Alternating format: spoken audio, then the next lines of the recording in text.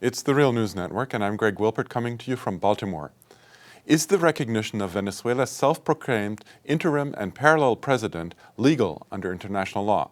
This is one question that practically no government that has recognized the Venezuelan opposition leader Juan Guaidó as president has really had to answer so far. Earlier this month, a member of Germany's parliament from the left party, Die Linke in German, asked the parliament's neutral investigative arm for an evaluation of the legality of recognizing Guaidó. Given that Chancellor Angela Merkel recognized Guaidó, the independent investigation's findings should be disappointing to her. It found that the recognition probably represents an illegal interference in the internal affairs of Venezuela. Joining me now to discuss the report's findings is the member of the Bundestag who initiated the inquiry, Andrej Hunko. He is a member of the executive committee of Die Linke and represents the town of Aachen in the Bundestag since 2008. Thanks for joining us today, Andrej. Hello. So first, give us a brief summary of what the research service of the Bundestag found with regard to the recognition of Juan Guaidó.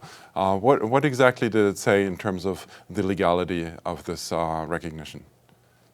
Well, they said that this, let's say, serious indication that it's against international law. And they argued that if Guaidó would have the control over the security forces, then it wouldn't be a breach of international law. But if he has no control, what is reality? It is international. It is a breach of international law. But the scientific department didn't judge about this political question. So I said it's very clear that Guaidó has not the real power in Venezuela, not the control of security forces, of army, of police, and so on. So it's, let's say, it's indicating that it's against international law, but it's not explicitly saying that. But this made a lot of noise in the German media. And there were as well other international experts on international law, professors. They said more or less the same. So it's a very precarious position the German government stepped in. From the German point of view, as well, it's a breach of a tradition of German foreign policy, because Germany always recognized states, but not individual persons. So this is a very new phenomenon, and so it's a very serious situation. At the same time, I'm criticizing politically because I say this is I don't see how Mr. Guaidó can organize elections without having the power in the country, and this would mean if international, so-called international community would push it through, that would mean some kind of military confrontation, and this is and maybe a civil war in Venezuela, and that what would be the worst scenario. Well, it seems that the report also recognizes that. I mean, they make the point that if the recognition would be especially illegal if it was backed up with the use of force.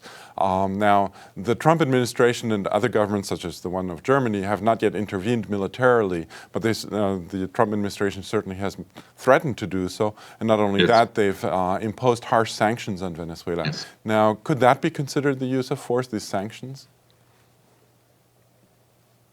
Well, I made two questions. I made one question on the recognition itself, and another question on the threat of military intervention, or as well the threat of putting Maduro to Guantanamo.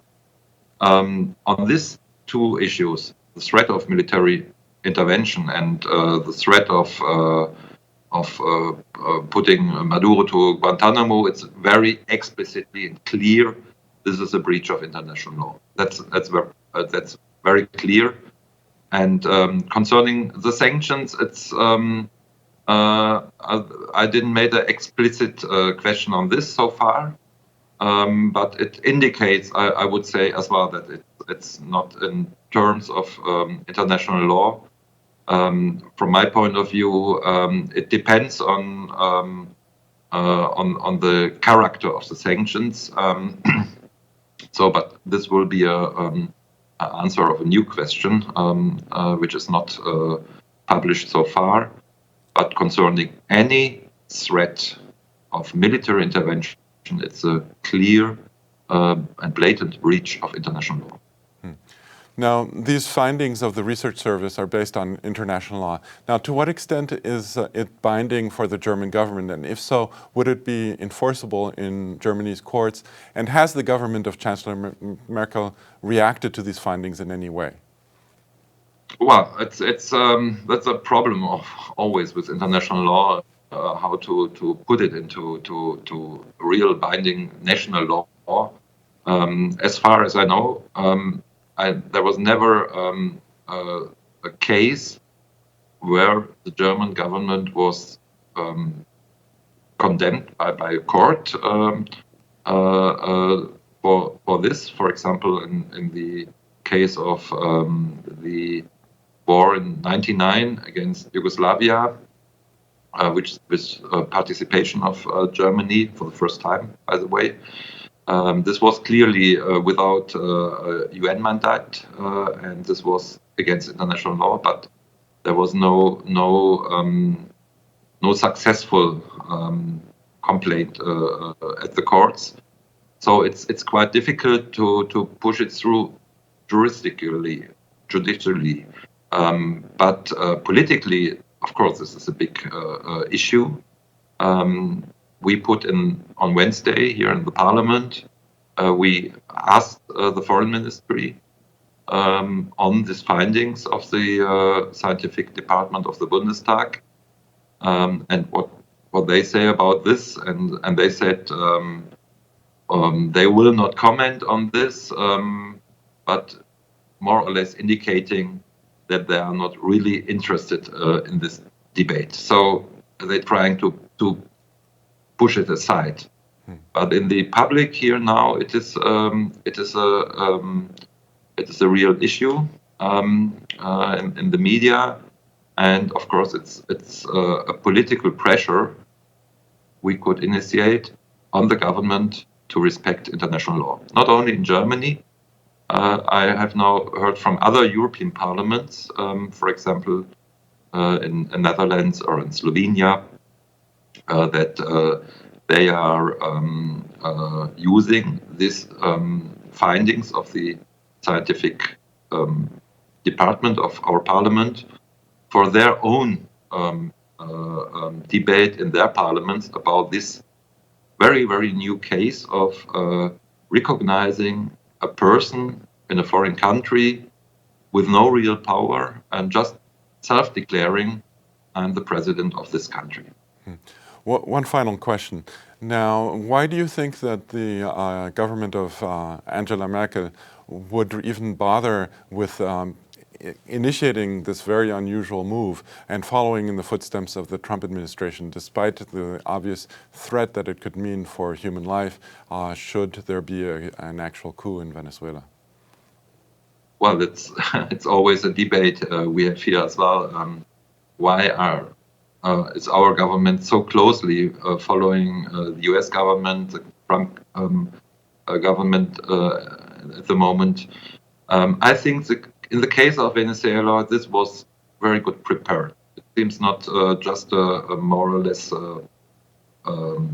sudden situation. It seems long prepared, and I think there were some talks in the last, I don't know, weeks or months to do it like this, and a lot of pressure from US side. But I don't have any concrete information about this pressure, but I think it's very probable.